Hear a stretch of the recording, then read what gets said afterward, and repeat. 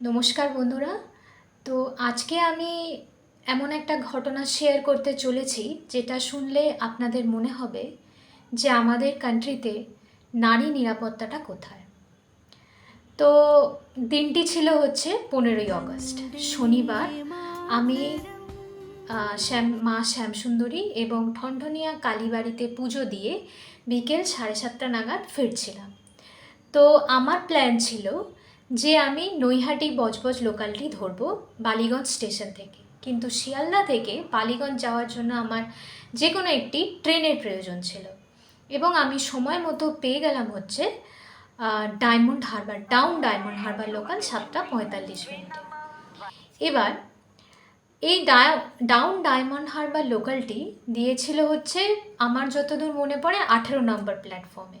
ঠিক আছে, তো আমি